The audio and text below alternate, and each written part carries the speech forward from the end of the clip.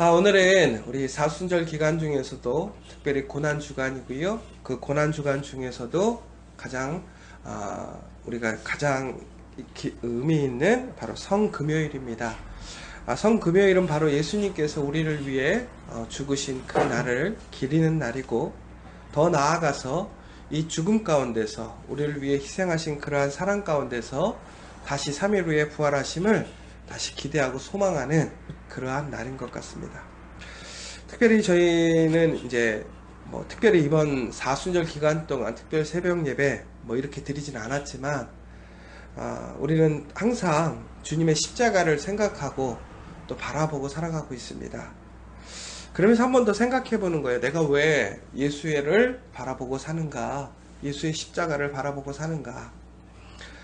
오늘 4월 19일은 여러분들이 역사적으로 보면 4.19 의거가 일어났던 날이기도 하죠. 그러면서 동시에 저에게는 아주 뜻깊은 날이기도 합니다. 제가 안수를 받은 날입니다. 4월 19일 날 목사 안수를. 근데 제가 그 목사 안수를 한국에서 안 받고 미국에서 받았어요. 그래서 이제 우리가 안수를 받을 때 보면 보통은 가족들이 다 함께 와서 이렇게 안수를 받고, 또 아내가 있는 사람들은 아내가 와서 그 옆자리에서 이렇게 서서 이렇게 목사 예식에 참사하는 거죠. 근데 저는 그때 가족들이 다 한국에 있었고 저만 이제 LA에서 이렇게 안수를 받았는데, 그때 참 여러 가지 생각들이 들었어요. 우선은 이제 가족들이 없으니까 약간은 조금 위축되는 것도 있었고, 또 한편으로는 그러면서도 내가 이렇게 한국도 아닌 미국에서 이렇게 안수를 받는다라는 생각들도 여러 가지 감정들이 일어났고, 그러면서 그때도 생각했지만 생각해 보는 거죠. 내가 왜 목사가 되려고 하는가? 저는 항상 이 4월 19일 날을 항상 이렇게 오면 저는 오히려 제 생일보다 또 좀 더 이렇게 생각하게 나는 것 같아요. 그래서 이 4월 19일, 근데 특별히 그러니까 잊어버리지도 않아요. 왜냐면 4.19에 딱 껴가지고 이 날이, 제가 2006년 4월 19일 날 받았거든요. 그러니까 이제 벌써 한 13년 된 거거든요. 안수만 받은 지가. 전도사는 2000년도에 됐으니까. 그러면서 이제 생각을 해보는 거죠. 왜 나는 예수를 믿는가? 더 나아가서 나는 왜 목사가 되었는가? 예수가 무엇이 간대? 오늘 말씀을 보자면 그 답이 나와 있죠. 뭐라고 되어 있냐면 14절에 보면 보라 너의 왕이로다. 결국은 저는 예수를 왕으로, 나의 구주로, 나의 전부로 고백하기 때문에 나는 예수를 믿는 것이고, 예수 앞에서 그러한 사명을 감당하고자 목사가 된 것 같습니다. 그런데 예수님의 입장에서는 이렇게 많은 사람들이 예수를 왕이라고 고백하고 구원자라고 메시아라고 이야기했습니다.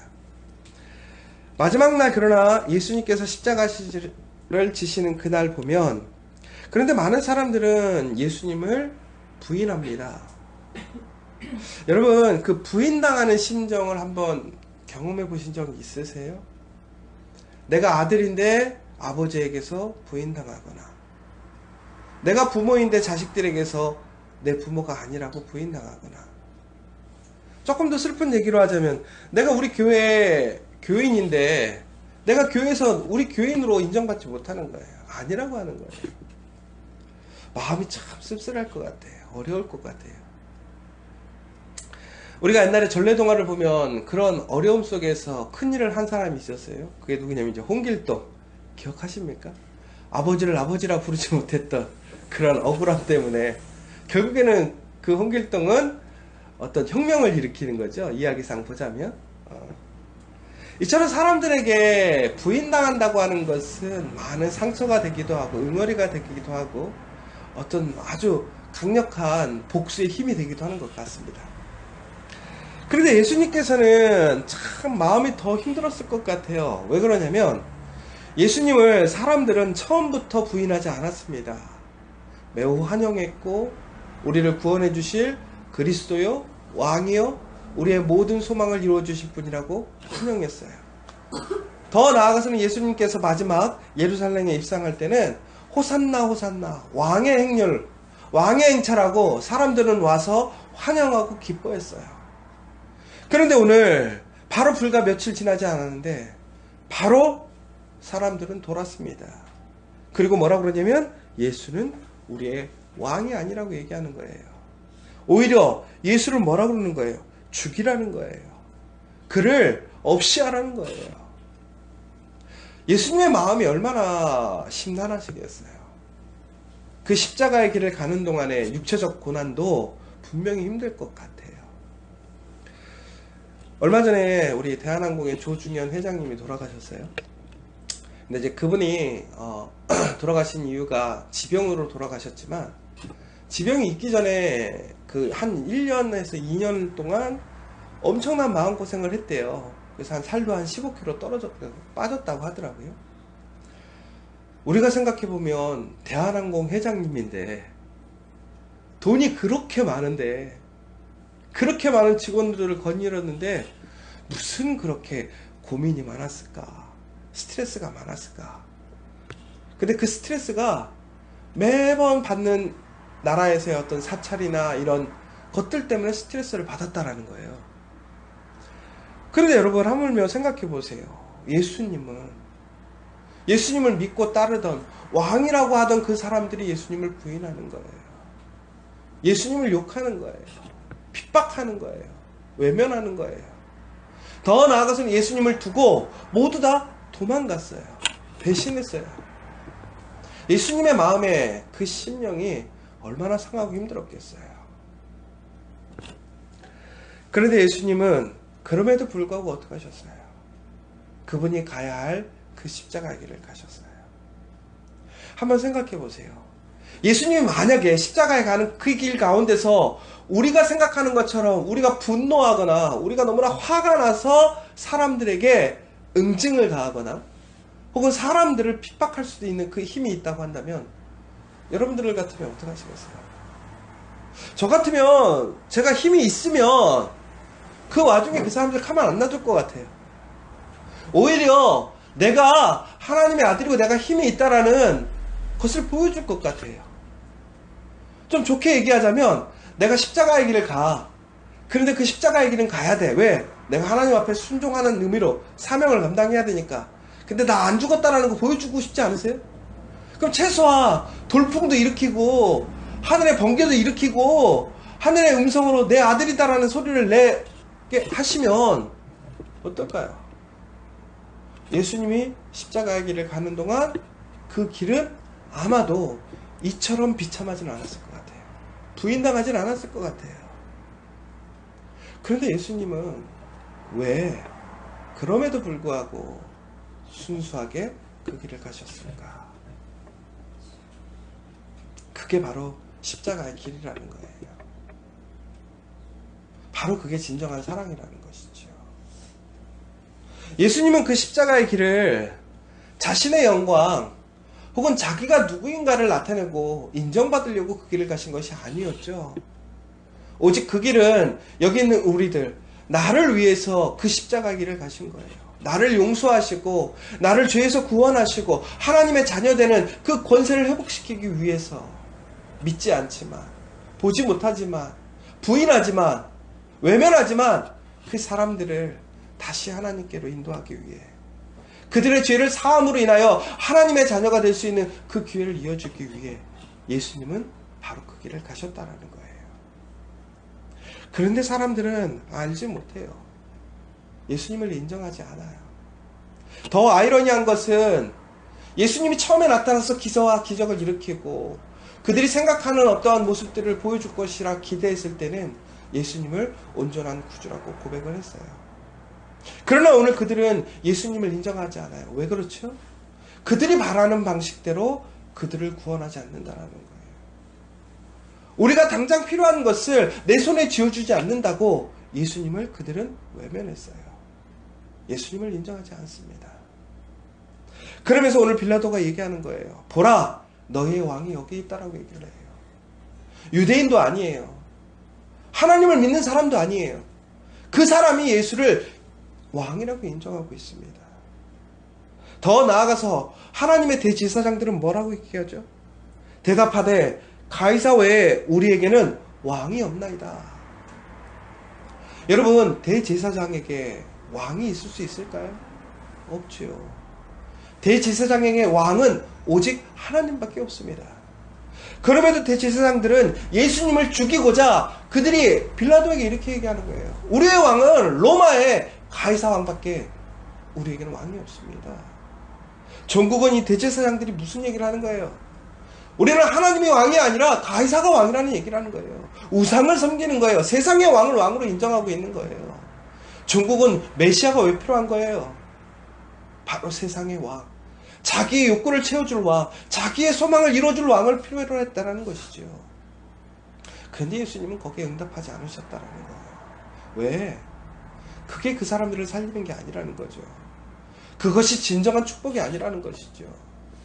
그런데 우리는 무지해서 그 왕을 이해하지 못하는 거예요. 그 왕의 길을 알지 못하는 거예요. 오늘 우리는 정말 예수를 왕으로 고백하고 있는가? 그러면 나는 왜 예수를 왕으로 고백하고 있는가? 우리 다시 한번 좀 생각해 봤으면 좋겠어요. 우리 또한 지금 예수님을 붙들고 있는 이유는 바로 여기곳에 있는 유대인들처럼, 이스라엘 사람들처럼 내가 원하는 방식으로 이 땅에서 내가 영광을 얻고 내 소망을 얻고 내 필요함을 채우고 내 불안을 없애주기 위해서 그 예수를 붙들려고자, 그 예수를 왕으로 인정하는 것이 아닌가. 그러면 예수가 이 땅에 왕으로 오셨다는 의미가 과연 무엇인가를 우리는 다시 한번 생각해 봐야 된다는 것이죠. 우리 잠깐만 한 가지 영상을 보도록 하겠습니다. 어떤 목사님께서 설교하시는 과정 속에서 예수가 누구인지에 대해서 열정적으로 피를 토하는 심정으로 얘기를 했어요. 한국 목사님은 아닌데요. 다행히 이게 번역된 게 있어서 제가 함께 좀 나눠보려고 합니다. Bible says, my king is the king of the Jews. He's the king of Israel. He's the king of righteousness. He's the king of the ages. He's the king of heaven. He's the king of glory. He's the king of kings. And he's the Lord of lords. That's my king. I wonder, do you know him? My king is a sovereign king. No means of measure can define his limitless love. He's enduringly strong.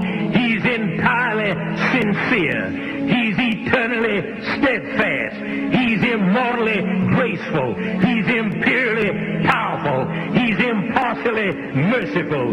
Do you know him? He's the greatest phenomenon that has ever crossed the horizon of this world. He's God's Son. He's a sinner's Savior. He's the centerpiece of civilization. He's unparalleled. He's unprecedented. He is the loftiest idea in literature. He's the highest personality in philosophy. He's the fundamental doctrine of true theology. He's the only one qualified to be an all-sufficient Savior. I wonder if you know him today. He supplies strength for the weak. He's available for the tempted and the tried. He sympathizes and he saves. He strengthens and sustains. He guards and he guides. He heals the sick. He cleanses the lepers. He forgives sinners. He discharges debtors. He delivers the captive. He defends the feeble. He blesses the young. He serves the unfortunate. He regards the aged. He rewards the diligent. And he beautifies the meek. I wonder if you know him. He's the key to knowledge. He's the wellspring of wisdom.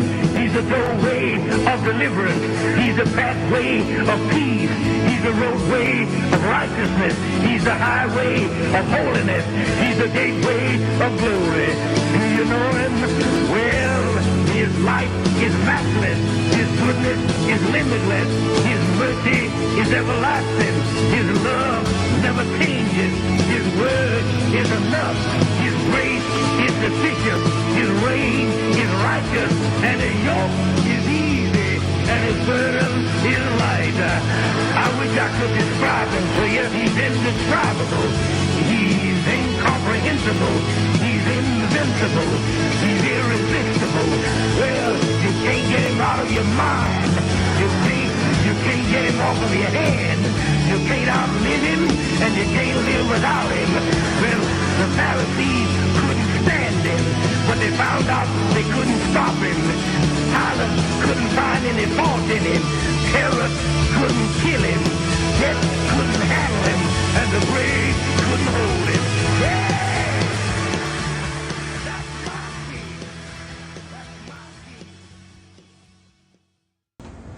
여러분 정말 예수님을 이렇게 우리를 구원하시고 또 생명을 주시고 의에 화평에 평강에 또한 자비와 사랑에 모든 것에 시작과 끝 되시는 분이신 것을 믿으십니까?